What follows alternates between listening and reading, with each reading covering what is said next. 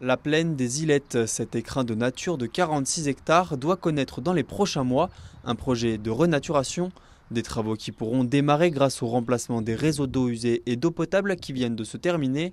Jusqu'alors installées sur les berges, les canalisations devenues trop usées ont été déplacées sous l'ancienne route impériale.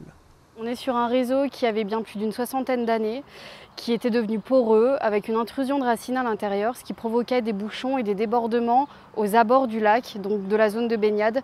Donc on en avait un enjeu sanitaire, mais aussi structurel parce qu'on avait des fissures, des déboîtements de canalisation. Il était vraiment primordial qu'on agisse. D'un montant d'1,2 million d'euros, ces travaux ont nécessité la création d'une tranchée sur près de 400 mètres de long, un chantier d'envergure où les maîtres d'œuvre ont dû sortir les gros moyens pour enterrer les nouvelles canalisations.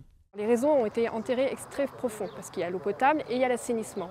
Le réseau d'assainissement, il a été enterré quasiment à 6 mètres de profondeur. Il a fallu partir en minage. Donc ça a été quasiment un mois et demi de minage, d'évacuer les matériaux pour pouvoir mettre la conduite.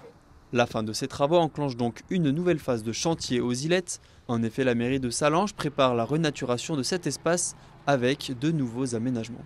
Il y aura un petit amphithéâtre, il y a un endroit qui sera réservé pour les pêcheurs, bien entendu, sur un lac qui leur sera dédié avec une passerelle.